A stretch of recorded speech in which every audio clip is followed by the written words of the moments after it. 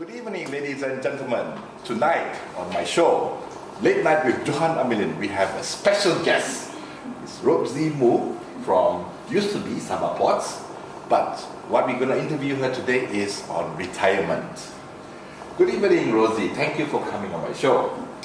I understand you've just retired from Sabah Ports. How long were you with Sabah Ports? Good evening, Johan. Thank you for letting me join your late night show. I retired in May. What was the answer? And how long have you been with Sabah Ports? Oh, I've been with Sabah Ports at the authority for about 24 years, and with the private company 8 years, so 30 over years. Wow, 30 over years working for one company. Right. Even 24 years for Sabah Ports. That's longer than my marriage. So you can imagine how young I am. Well, I hope to retire from my marriage soon as well. But please do tell us.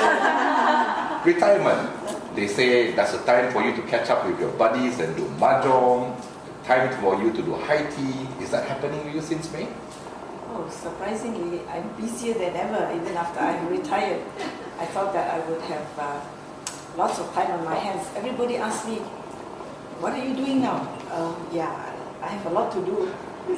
Well, I am helping my husband with his business and still busy with Toastmasters. And surprisingly, now I'm catching up with my classmates.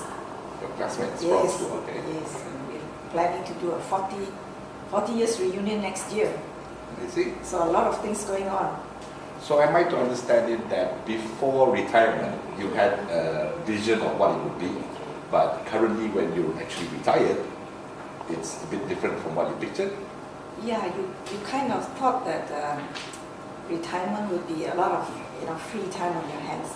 So when it actually hits you, it's not what you expected. In fact, there's a lot of resistance to retirement. You've been working with one company for so long, you kind of can't imagine that you stop working. I guess most of my friends here know associate Rosie and Fina with Sabah Ports. You're not with Sabah Ports anymore? Or what happened? Well, I retired. I see. So what do you miss? Is there anything you miss about working? I mean you've been working for 24 plus 8 more years. What do you miss, if anything, about working?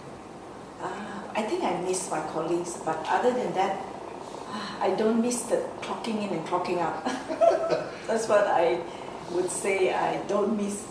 I see. So the camaraderie, but you're really enjoying the retirement, you don't want to do the work. It's more flexible now. I mean, I want to do what I love to do. If I don't want to go to work, I don't go to work. If I feel like staying at home, I would. If I want to spend time hang out with my classmates, I would. Or hang out with friends, I would. I see. How's your family handling this? Now, I mean, you've been clocking in and clocking out in your company for 30 over years. Now suddenly, mommy's home all the time, wife's home all the time. Okay. Are they handling this well or how? Well, mommy is not home all the time, and children are not home either because they have all flown the coop. I see. Most of them are not at home. Yeah, it's only the youngest one that is at home. But in a way, being home means mommy is available, because now with the internet, it's just a click away or a WhatsApp away. So even though they're away, I've got Rachel was a member here. She's in Japan, and Sharon is in Malacca, and my son is in Lahadatu. So I guess in a way, they don't have to worry about calling me, because I'm not with Sabah Ports anymore. Hey, the boss is calling, or I'm in a meeting.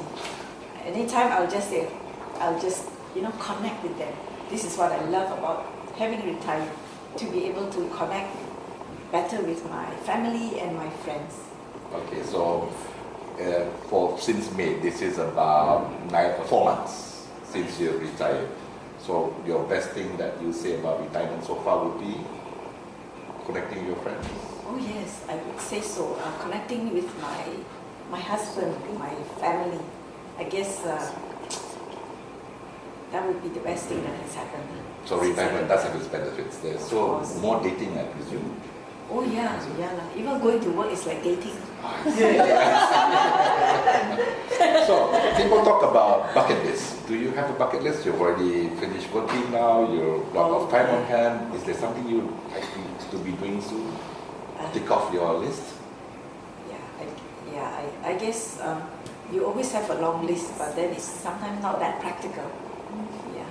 So if you say there's anything that I have not ticked off, you know, when I retired, I thought I would go back to school. So maybe that could be one of those that I may take on. That's later. why you're meeting up with your old classmates as well. Trying to feel old school again. Yeah. I mean, going back to school, not necessarily going back to high school, but maybe I want to do my master's or PhD. Who knows? Who knows? Would you have any advice for people that are facing retirement soon? I don't think I have a lot to advise. I think from Toastmasters Club here, there are a lot who are already very, not retired, because I know that Phyllis and Leo and Dr. Adeline, those I know that have retired, are not retired. I see their life is even more active than ever.